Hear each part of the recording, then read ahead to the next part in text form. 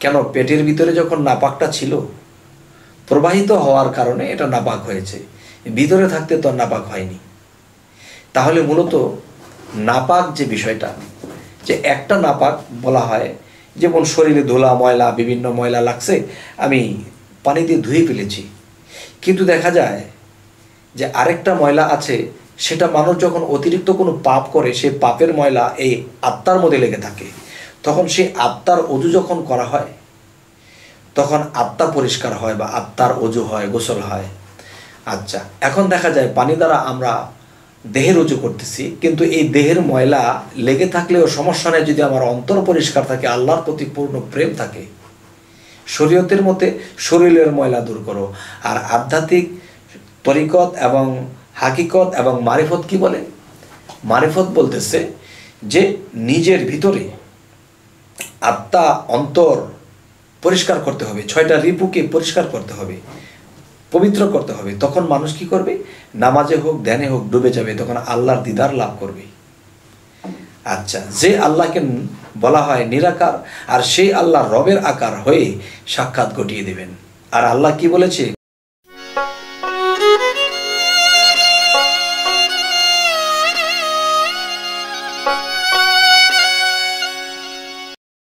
হে জগতবাসী, আজ আপনাদের সামনে একটি আলোচনা নিয়ে আসলাম। আশা করছি সকলেই ভালো আছেন। তবে সে আলোচনাটি হলো যে মানুষ একটি কথা বলে থাকে যে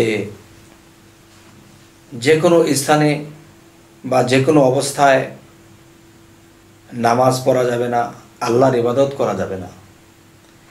তবে আমি আজকে যে কথাটি বলবো, এই কথাটি সম্পূর্ণ ভুল ধারণা, এবং যারা এই হাদিস বা এই গ্রন্থগুলো লিখেছেন তারা হয়তো বুঝিয়ে বলতে পারেন নাই।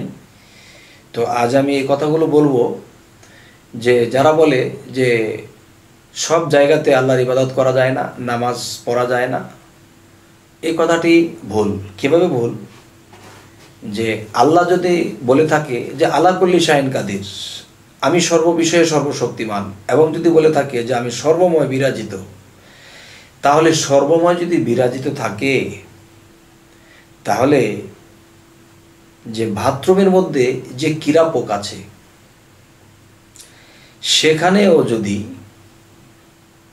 যে স্রষ্টা নামক একটা বিষয়, যে আল্লাহ বলেছে আমি বায়ুর সাথে ভ্রমণ করি, এবং বাতাস কোন জায়গাতে নেই, সর্ব জায়গায় আছে, এবং প্রত্যেকটা প্রাণী বাতাস শ্রবণ করে, বাতাস ছাড়া বাঁচতে পারে না। তা বাতাসের সাথে যদি স্রষ্টা মিশ্রিত থাকে, তাহলে একটা কীট পতঙ্গ, এটা যত ময়লার মধ্যেই থাকুক না কেন, এর মধ্যেও কিন্তু বাতাস প্রবাহিত, আর যেখানে বাতাস প্রবাহিত সেখানে স্রষ্টা আছে। তাহলে যেটা বোঝাতে চাচ্ছি যে আমরা যে কোনো অবস্থায় যে কোনোভাবেই আমরা আল্লাহর ইবাদত করতে পারবো। যেমন একটি কথা বলে থাকে যে মানুষের যখন নাপাক প্রবাহিত হয়, তখন এগুলাকে ধুয়ে মুছে গোসল করা ছাড়া, উজু করা ছাড়া আল্লাহর ইবাদত করলে হবে না। আর আমি বলবো যে আমাদের দেশে অনেক মাজার আছে, অনেক পাগল ফকির আছে, এদেরকে দেখা যায় তারা ড্রেনের মধ্যে বসে তারা পোকা জোগা খাইতেছে, এবং দেখা যায় সে ড্রেনের মধ্যে বসে এই গড়াগড়ি খাইতেছে। কিন্তু দেখা যায় এমনই এক পাগল, যাকে যা বলে দেয় তাই হয়ে যায়। এবং দেখা যায় এই পাগল যখন মৃত্যুবরণ করলো, তখন তার কোত্থেকে মানুষ আসলো, তার রওজা হয়ে গেল, তার বিশাল মাজার হয়ে গেল।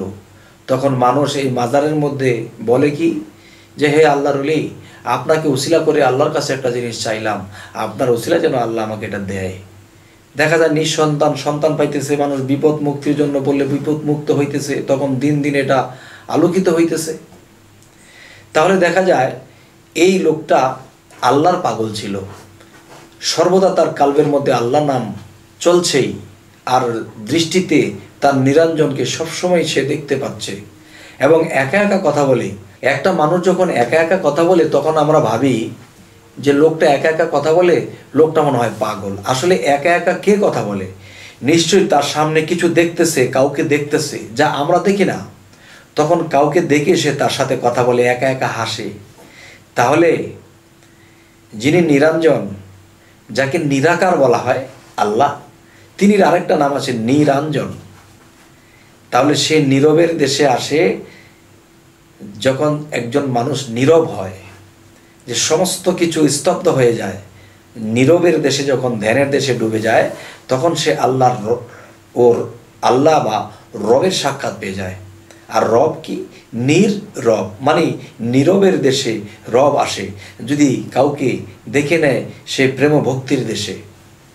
তবে হে জগতবাসী, আজকের কথার মূল বিষয়টি হলো যে কোনো অবস্থাতে মানুষ আল্লাহকে ডাকতে পারবে, আল্লাহর ইবাদত করতে পারবে।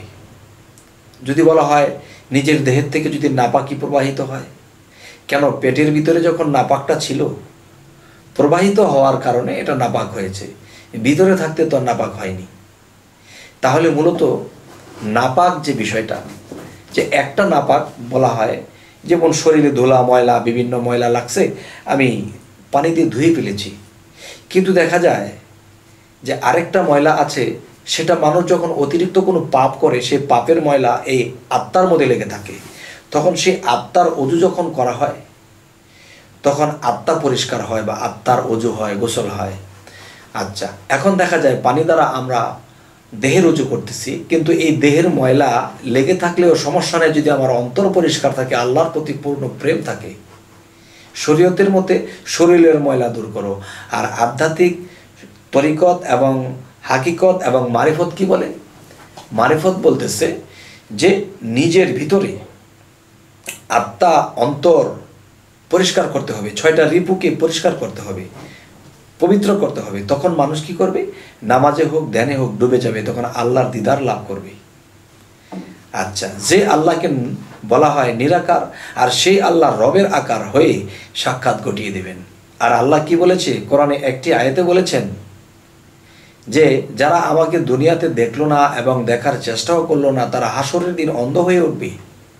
হে জগতবাসী, এই ব্যাখ্যাটাকে অনেকে অনেক রকম করেছে। যেমন যারা শরীয়তের জ্ঞান নিয়ে যখন এই কোরআনটাকে তাফসির করেছে, তারা বলেছে দুনিয়ায় যারা অন্ধ, আখেরাতে তারা অন্ধ। আরেকজন মাওলানা লিখেছে যে দুনিয়াতে যারা আমি আল্লাহকে দেখলো না এবং দেখার চেষ্টা করলো না, তারা হাসরের দিন অন্ধ হয়ে উঠবে। আচ্ছা, তো এখন মূলত আজকের যে আলাপটি, সেটি হলো যে একজন মানুষ পবিত্র হতে গেলে আত্মার পবিত্র, অন্তর পবিত্র লাগবে। আর সেটা পবিত্র করতে পানি লাগে না। সেটা কি লাগে? সেটা একমাত্র যার যার মুর্শিদের কাছে গিয়ে বলতে হবে যে আমার অন্তরাত্মার অজু করাতে হলে সেই বিষয়টা কি।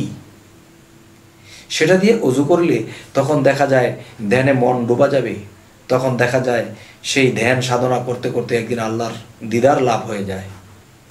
হে জগতবাসী, আজকের যে আলোচনাটি এ কারণেই করা হলো যেন মানুষ বুঝতে পারে যে মূলত নাপাক মানুষের পাপ করতে করতে আত্মা নাপাক হয়ে যায়, বাহিরের ময়লায় আসে যায় না। এটা শরীয়ত বলতেছে বাহিরের ময়লা সাফ করো, না হয়তো আল্লাহর ইবাদত হবে না। কিন্তু মূলত অন্তর যার পরিষ্কার হয়নি, সেটাকে পরিষ্কার হলেই অজু হলো, আর অজু গোসল যখন হলো তখনই সে নামাজে ডুবতে পারবে, তখন কোনো একদিন ধ্যানে ডুবতে পারবে, কোনো একদিন আল্লাহর সাক্ষাৎ ঘটাতে পারবে। হে জগতবাসী, আজ এই আলোচনাগুলোই করে রাখছি। সকলেই ভালো থাকবেন। আমাদের এই চ্যানেলের কথাগুলো যদি আপনাদের ভালো লাগে, সাবস্ক্রাইব করুন, আমাদের পাশেই থাকুন। আজ এই বলেই রাখছি, আল্লাহ হাফিজ।